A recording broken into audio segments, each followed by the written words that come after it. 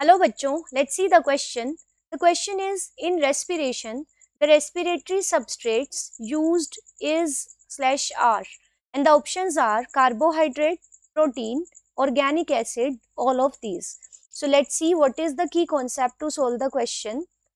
So the key concept is that कि हमें respiration के बारे में कि what is respiration actually, what is the purpose of the respiration and respiratory substrates के बारे में पता होना चाहिए. सो रेस्पिरेशन और रेस्पिरेटरी सबस्ट्रेट्स की हमें नॉलेज है तो we can easily solve the question. So respiration क्या है? Respiration is basically the oxidation of food. ये वो पाथवे है, मेटाबॉलिक पाथवे, जिसमें खाना ऑक्सीडाइज हो जाता है. So oxidation of food to release energy, और वो एनर्जी फिर हम अपनी वेरियस एक्टिविटीज के लिए यूज करते हैं. तो खाने से एनर्जी बनने वाला जो स्टेप है, पाथवे है, उसको हम रेस्पिरेशन कहते हैं. नाउ जो हम खाना खाते हैं, फूड के अंदर डिफरेंट चीजें हैं. नाउ फूड के अंदर जो न्यूट्रिएंट्स है, they can be carbohydrates. Food contains carbohydrates, it has proteins, fats and other organic compounds such as acids वगैरह.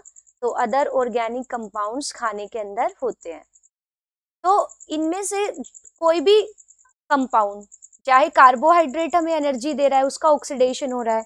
If the proteins are providing us energy, if fats are providing us energy, so ये सब क्या कहलाएंगे? जिसका भी oxidation हुआ respiration के दौरान, तो वो सब क्या कहलाएंगे? रेस्पिरेटरी सबस्ट्रेट्स कहलाएंगे.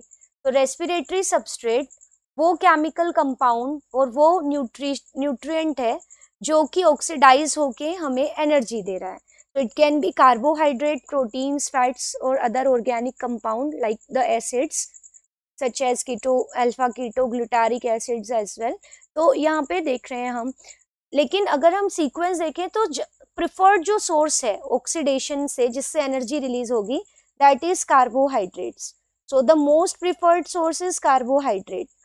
लेकिन अगर कार्बोहाइड्रेट्स अवेलेबल नहीं है, सो नेक्स्ट पे जो यूज होंगे they are the fats.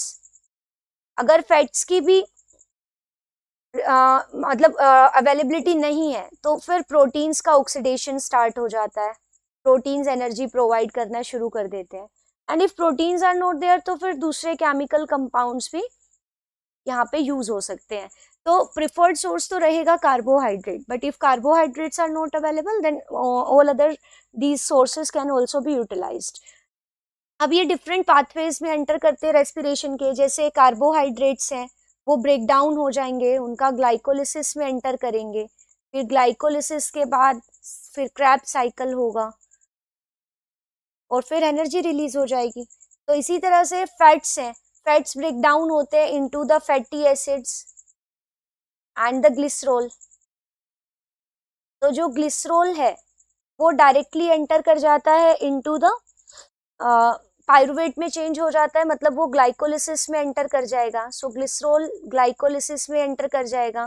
Fatty acids Krebs cycle में एंटर कर जाएंगे by converting them into the acetyl coenzyme में.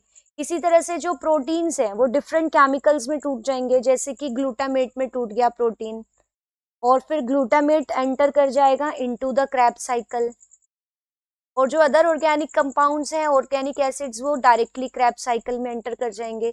सो डिफरेंट पाथवेज हैं जिसके थ्रू ये रेस्पिरेटरी पाथवे में एंटर कर जाएंगे केमिकल कंपाउंड्स और हमें एनर्जी देंगे. सो एनर्जी के लिए जो भी केमिकल ऑक्सीडाइज हो रहा है, that is the respiratory substrate. It can be carbohydrate, protein, other organic acids, so this can be anything. So the right answer of this question is option D. I hope you understood it well. Best of luck. Thank you.